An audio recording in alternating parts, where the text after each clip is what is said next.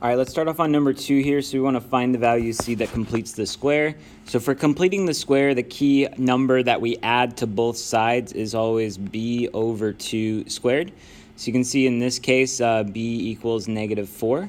So if I do -4 over 2 and then square that, that would be -2 squared, and that's going to be a +4. So the answer here is 4. So it's not b itself, it is b over 2 squared. All right, next up here, same idea. We're just going to do the b over 2 squared to figure out what we need to add to both sides. So I'm going to do -12 over 2 squared. And so that's going to be -6 squared, and that's going to be 36. All right, next up, we're going to solve these problems by completing the square. You can see I put the process here, the same one we did in our notes. So that's what I'm going to be following along here. So the first step says get it into the form x squared plus bx equals c. So that means, and in this case, they use a different variable here, but the key is I want to get all my numbers over to the right side. So then I'm going to put this as p squared plus 8p, and these cancel out, and I get equals -7. All right, so the next step is to add b over 2 squared to both sides. So I'm going to figure out what that is before I add it to both sides. So b over 2 squared is going to be, in this case, 4 squared, and that's obviously 16. So I'm going to add 16 to both sides. So that's going to give me p squared plus 8p plus 16 equals, and then I got to do -7 plus 16 here is actually a +9. And so then next step, I'm going to factor. So for factoring here, we're going to think of two numbers that multiply to 16 and add to 8. So that's going to be 4 and 4. And whenever I get the same number like this, which should always happen in completing the square, I'm going to write it as just one time with that parentheses squared. And that's equal to 9. And then next up, I'm going to square root both sides like step 4 says. And so on the left side, that just gets rid of the squared.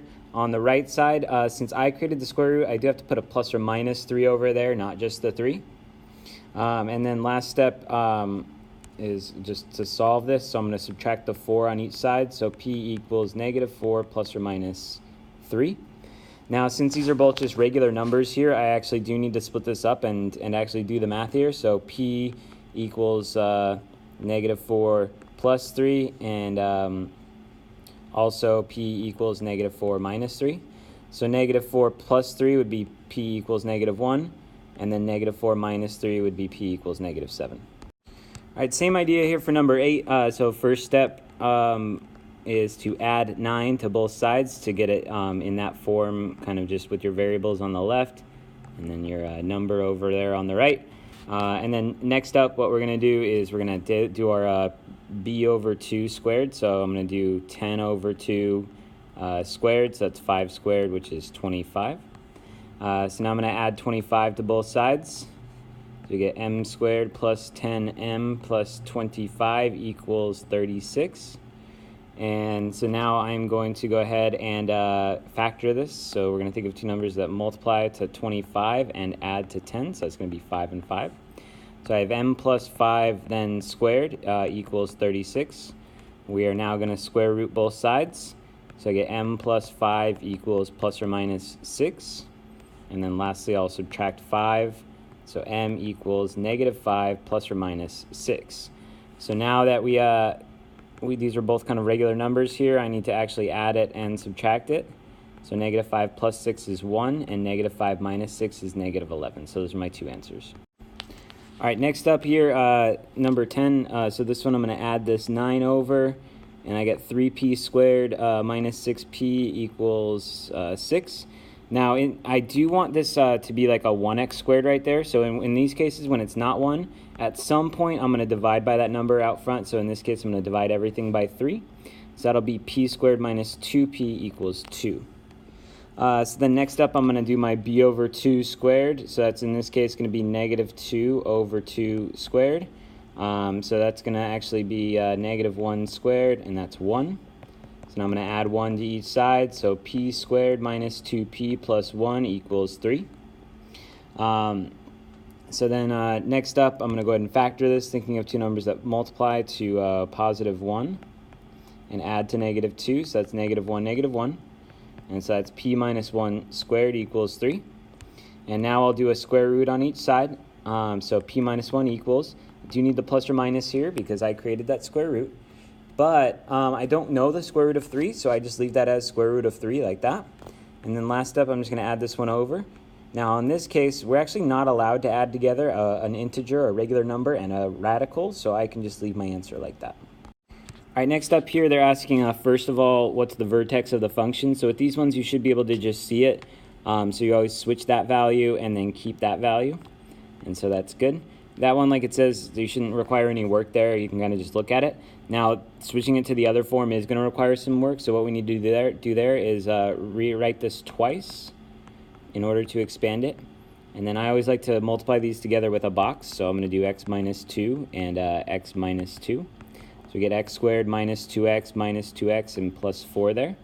And so that's going to replace the inside here. I am going to combine these, negative 2x and negative 2x is negative 4x, and then plus 4. And then I'm just going to keep this minus 10 out there. I now need to distribute this 3. So I get 3x squared minus 12x plus 12 minus 10. And then lastly, I'll just combine the like terms there. So 3x squared minus 12x plus 2. That's it. You can see that is in this form that we wanted right there. All right, next up here, number 14, we want to factor these completely. Now, so whenever there's 4 terms like this, we put them into groups. And I'm going to see what I can take out of the first group, which is p squared, leaving me with p plus 5. The second group, I want to take out a negative 4, which also leaves me with p plus 5. Remember, when you take out a negative, that will switch the signs. And so now I can put this together as 1 parentheses for the stuff outside, p squared minus 4. And then 1 parentheses for the stuff inside, which is p plus 5. And then I see that this one's the difference of perfect squares, so I can break that apart again. P minus 2, p plus 2 in any order there. And then I'll keep that p plus 5 out there. Now this is not equal to 0, so I don't need to set it equal to 0 and solve. I just want to factor it. All right, next up here, they want us to determine whether these have a min or a max value. So I do that based on A. So for part A here, I know that this one has a min because A is greater than 0, or A is positive. Whenever that A is positive, the parabola is facing up, which means its vertex is the min. And so now for part B, I'm going to say x equals negative b over 2a. Let me show that formula there. So this is always kind of finding the vertex here. So the formula for the vertex for x is negative b over 2a, and then I'm going to plug that back in to find y. So negative 6 over 2 times 3. Negative 6 over 6 is negative 1. Now I'll need to plug that back in to find y.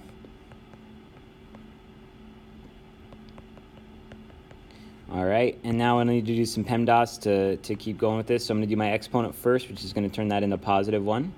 Now I will do my multiplying. So that's 3 minus 6 plus 2. And then 3 minus 6 is negative 3 plus 2 is negative 1. And so that is my min value right there, the y value of the vertex. Lastly, I got domain and range here for part C. So for the domain on quadratics, that's always all real numbers. However, the range is always based on the vertex. So if negative 1 is the min value, that means that y must be greater than or equal to negative 1. If you think about this as being the y value of negative 1, all of my y values are above there, so that's why it's greater than. All right, these ones we want to solve by taking square roots. So on the first one here, I can just square root right away, and I would say n equals. But since I created that square root, I got to do plus or minus 5. Next up here, what I would do first is divide by this number that's multiplying in front to isolate the a squared. So a squared equals 1. And then we'll square root both sides, so then a equals plus or minus 1. Again, I have to put that plus or minus there since I created the square root. All right, next up, we want to solve these by factoring. And so whenever we're factoring, you always need to get one side to 0 first. And so I'm going to add 13p and then add 6, add 13p and then add 6. And so we get 5p squared plus 13p plus 6 equals 0. And now that we got one side to 0, we're going to go ahead and do our x here. Now this one I do have the 5p squared out front, so that means I'm going to have to use either my grouping technique or the x box, the box with it. So I need to now do a times c up here, which is 30, but adding the 13. So it looks like it's 10 and 3. So that's how I'm going to split this up as plus 10p and then plus 3p according to these numbers I got over there. And now I'm going to group these together. And I'll take out of the first group a 5p, which leaves me with p plus 2. I'll take out a 3 right here, which leaves me with p plus 2. Oh, not 3p plus 2. I took the 3 out, so now it's just p plus 2. All right, so now I got one parentheses for the stuff outside, so it's 5p plus 3. And then one parentheses for the stuff inside, which is p plus 2. Now, since this one's equal to 0, I do need to split these up and set them equal to 0 to individually and solve. Actually, I'm going to do this one over here so I can get some more space. So 5p plus 3 equals 0. And this one will be a lot quicker. P plus 2 equals 0.